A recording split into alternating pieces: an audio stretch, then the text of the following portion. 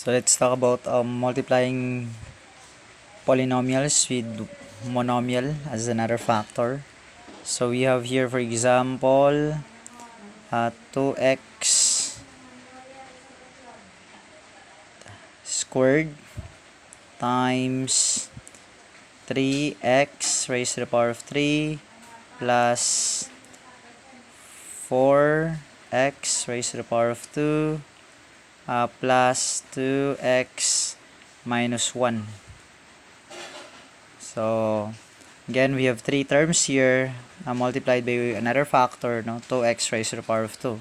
So when we multiply polynomials, just multiply the numerical coefficient to numerical coefficient and variable to variable. So for example, we have here 2 as the numerical coefficient. So i-multiply na nato din sa 3. Multiply sa 4, 2, and 1. So let's, this is what it looks like. So 2 times 3 is equal to 6.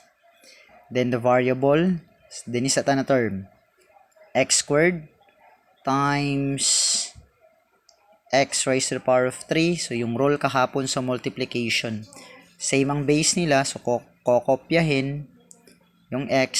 So 2 plus 3 is equal to 5. Now let's proceed to the next term. 2 times 4, that's a positive number. 2 times positive 4, so positive 8. Let's proceed balikan natin na 2 times 4.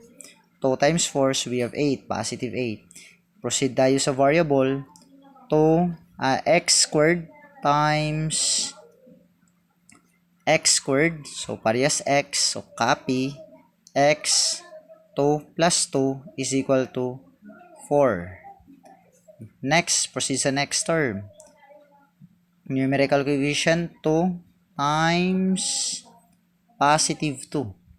So that's positive times positive, or 2, positive 2 times positive 2 is equal to positive 4. Now let's proceed to variable. X squared times x is equal to x raised to the power of 3. So next term, positive 2.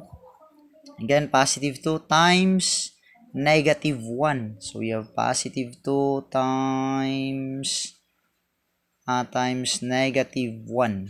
So that's negative 2. So the variable, wala namang variable dito, so walang i-add, walang isa-subtract. So we have x, just copy that one, x raised to the power of 2.